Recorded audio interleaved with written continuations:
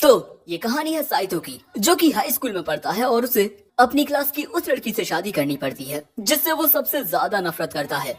और सच में वो लड़की बहुत ज्यादा खतरनाक है। अगर साइतो उसके करीब भी आया तब वो साइतो को मार देगी। तो चलो देखते हैं साइतो के साथ आगे क्या क्या होता है। कहानी की शुरुआत में हमें एक स्कूल का सीन दिखाया जाता है, जहां हम एक लड़के को स्कूल में देखते हैं जो अपने क्लास की ओर जा रहा था।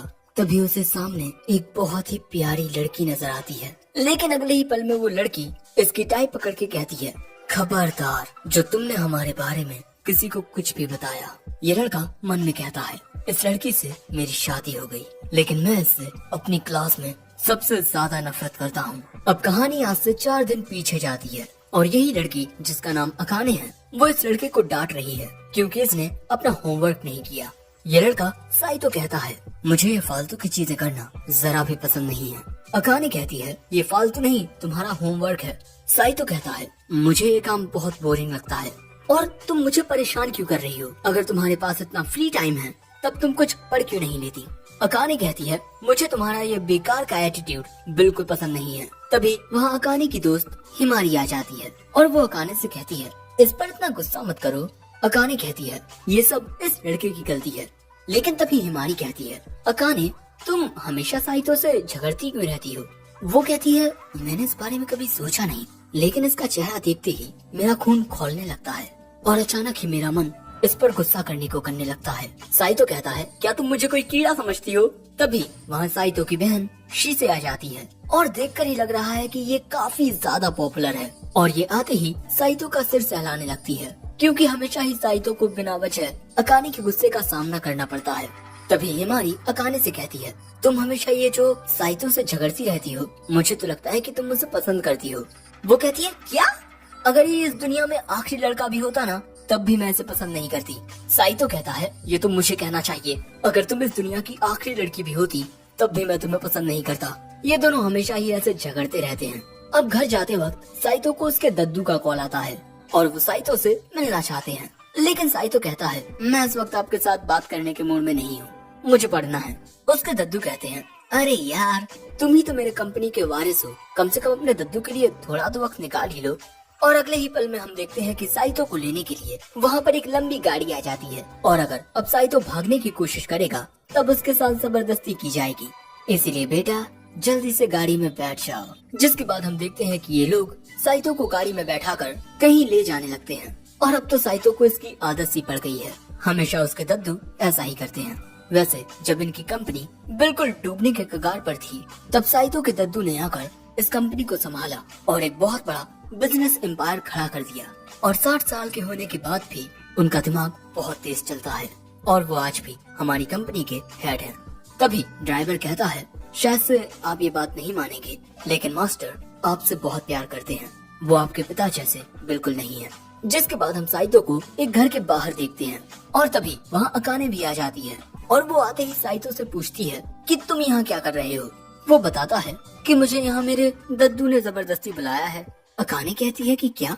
मेरी दादी ने भी मुझे यहीं बुलाया है। मुझे तो लग रहा था कि वो मुझे डिनर के लिए बुलाने वाली है, लेकिन तुम्हें देखकर ही मेरा सारा मूड खराब हो गया। साइतो कहता है, ठीक है, अब यहाँ से जाओ और मुझे अकेला छोड़ दो। गुस्से में आकर अकाने कहती है, ये तुम्हारा वाहियात एटीट्यूड, मुझसे अभी माफी मांगो वरना मैं ऐसे ही चिल्लाती रहूंगी। साइतो कहता है, यार तुम कितनी परेशान करती हो मुझे। लेकिन तभी वहाँ एक कार आकर रुकती है। कार में से निकलते हैं साइतो के दद्दू और अकाने की दादी। इन दोनों को एक साथ देख ये दोनों हैरान हो जाते हैं। तभी दद्दू कहते हैं, तुम दोनों यहीं बैठे रहोगे, चलो अंदर चलो। अब ये लोग घर के अंदर आते हैं, पता नहीं कौन सी बात को सेलिब्रेट करने के लिए। साइतो को यहाँ दाल में कुछ काला लग रहा है, लेकिन तभी अचानक किसी बात को लेकर इन दोनों के बीच फिर से बहस होने लगती है। इन दोनों को लड़ते हुए देख ये बुढ़ा बुढ़ी हंसते हुए कहते हैं, सच में तुम दोनों एक साथ कितने अच्छे लगते हो। ये दोनों कहते हैं, क्या बात कर रहे हैं आप? और इसके बाद साइतो पूछता है, वैसे आपने हमें यहाँ क्यों बुलाया है? ये दोनों कहते हैं, तुम्हारी शादी के लिए। जो बात सुन ये दोनों हैरान हो जाती हैं। साइतो कहता है, क्या शादी? कहीं आप कोई मजाक तो नहीं कर रहे ना? अकाने कहती है, ये पक्का कोई मजाक ही होगा, हम हाई स्कूल में हैं। जिसके बाद इनकी हालत खराब होने लगती है। लेकिन फिर दद्दू बताना शुरू करते हैं कि अकाने की दादी और मैं हाई स्कूल में एक साथ थे, बिल्कुल तुम दोनों की तरह ही हम भी हमेशा झगड़ते रहते, जिसके बाद मैंने अपने पेरेंट्स की पसंद की लड़की से शादी कर ली और उसके साथ एक नई जिंदगी गुजारी। लेकिन करीब 10 साल पहले वो मुझे छोड़कर चली गई।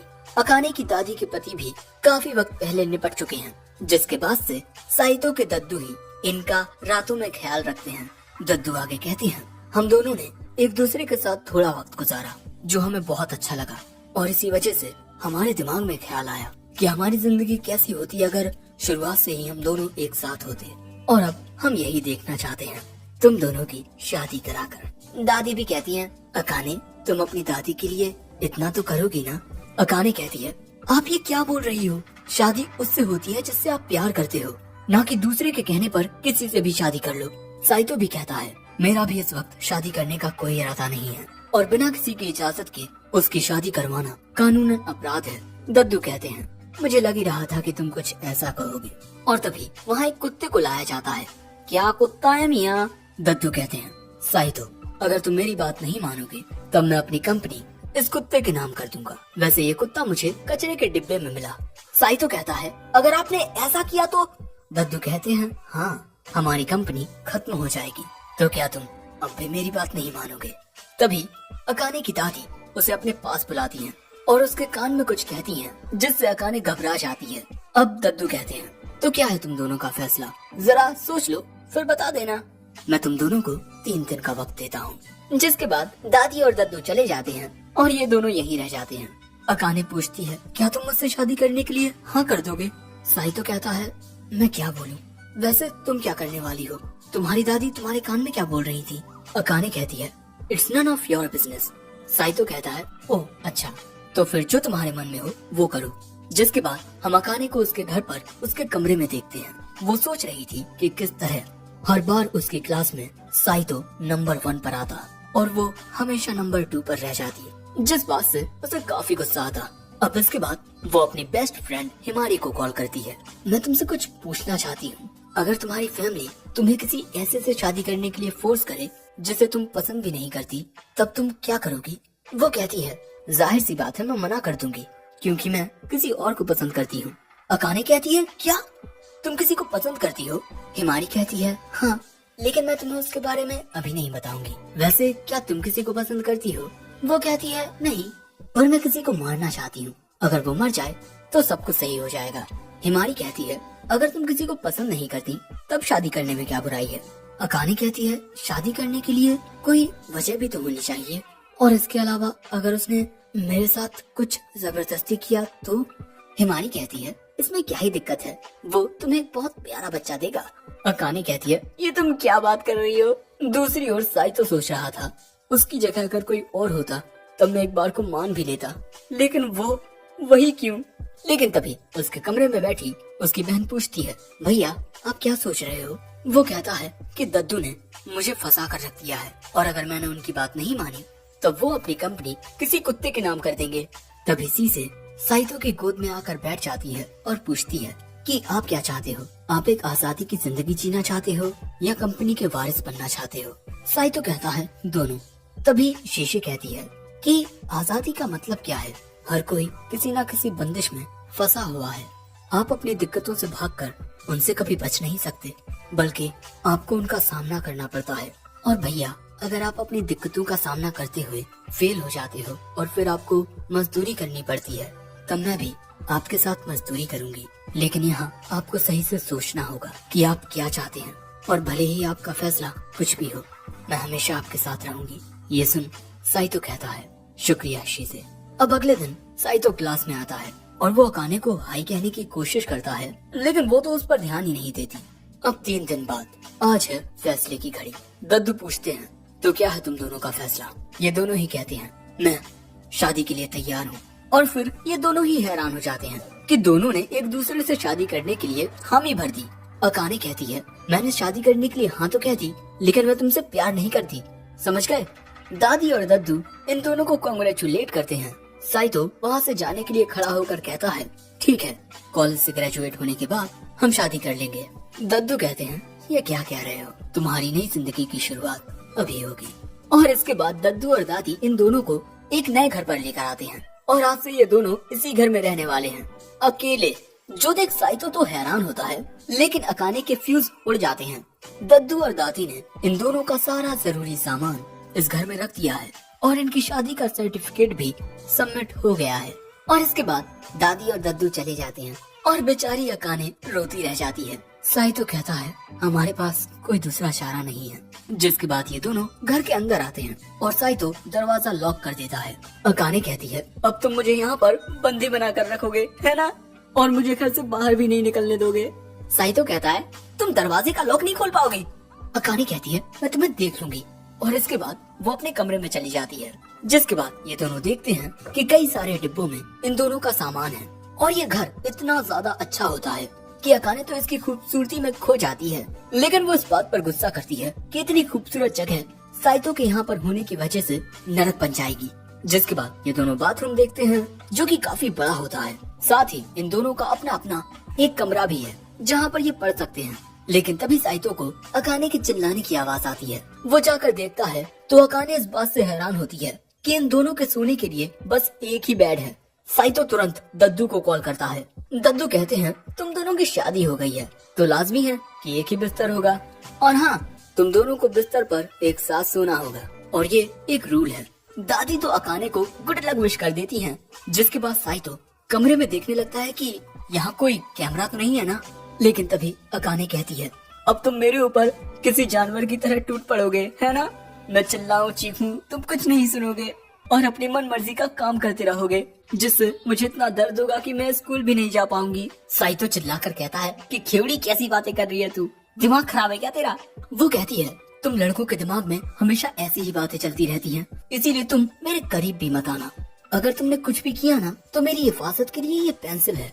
बेचारा साइतो भी घबरा जाता है और इसके बाद अकाने यहाँ से भाग जाती है और अपना सामान रखने लगती है। साइतो कहता है मैं तुम्हारी मदद कर दूं, लेकिन अकाने कहती है तुम बस मौका ढूंढ रहे हो मेरे करीब आने का। लेकिन तभी सीढ़ी पर से उसका पैर फिसल जाता है और वो गिरने लगती है। साइतो उसे पकड़ लेता है और कहता है अगर तुम हमारी शादी के बाद ही मारी जाती हो तो सारा इल्जाम पुलिस मुझ पर डालेगी। अकाने कहती है तुम जैसा सोच रहे हो वैसा कुछ नहीं होने वाला। वैसे दद्दू इनके लिए डिनर भी छोड़ कर गए हैं, पिज्जा। लेकिन इससे पहले कि साइतो एक निवाला भी खा पाता, अकाने वहाँ आकर उसके मुंह की ओर ही देखने लगती है। साइतो कहता है क्या तुम साथ में खाना खाना चाहोगी। अकाने कहती है क्या तुम मेरे कपड़े उतार कर मुझे खाना चाहते हो।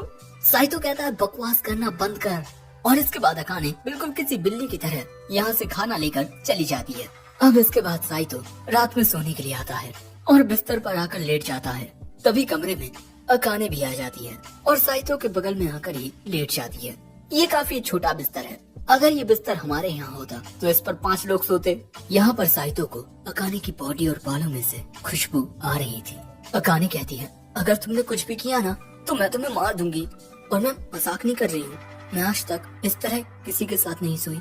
साइतो कहता है मैं भी नहीं, लेकिन तुम मुझसे शादी करने के लिए राजी कैसे हो गई। वो कहती है मैं तुम्हें नहीं बताऊंगी, मेरे लिए ये शादी बस एक मजबूरी है और अपने सपने पूरे करने के लिए मैं ये बोझ उठा रही हूँ। साइतो कहता है लेकिन अगर उन्होंने हमसे कहा कि उन्हें हमारे बच्चे चाहिए तो। ये बात सुन अकाने चौंक जाती है और तभी गलती से साइतो का हाथ अकाने को गलत जगह छू लेता है। अकाने साइतो का हाथ पकड़ लेती है। आखिर तुमने मुझे छुआ कैसे, मैं तुम्हारी उंगली तोड़ दूंगी। साइतो उसे समझाने की कोशिश करता है कि ये गलती से हो गया क्योंकि तुम मेरी ओर अचानक आ गई। और अब हमें प्रेजेंट डे दिखाया जाता है जहाँ पर अकाने साइतो की टाई पकड़ के कहती है खबरदार जो तुमने हमारी शादी के बारे में किसी को बताया मैं तुम्हें मार दूंगी, क्योंकि अगर लोगों को पता चल गया कि मेरी शादी तुम्हारे साथ हो गई है तब मैं खुद भी मर जाऊंगी और तुम्हें भी अपने साथ लेकर जाऊंगी। साइतो कहता है मैं किसी को नहीं बताने वाला। अकाने कहती है मुझे तुम पर यकीन नहीं, तुम पूरे स्कूल को ये बता दोगे कि हर रात हम साथ सोते हैं। साइतो कहता है मैं किसी को नहीं बताऊंगा, मैं ये वादा करता हूँ। और इस बार अकाने उसकी बात मान लेती है, लेकिन मैं तुम्हारे ऊपर एक कैमरा लगा दूंगी, साथ ही एक बॉम्ब भी। अगर तुमने किसी को कुछ भी बताने की कोशिश की तभी मैं तुम्हें उस बॉम्ब के जरिए उड़ा दूंगी। साइतो कहता है कि ये लड़की पागल है, मैं कहाँ फंस गया। भाई लोग ये क्यूट दिखती है पर है नहीं, ये बहुत खतरनाक है, इसीलिए तो मुझे ये बिल्कुल पसंद नहीं। वैसे यही एपिसोड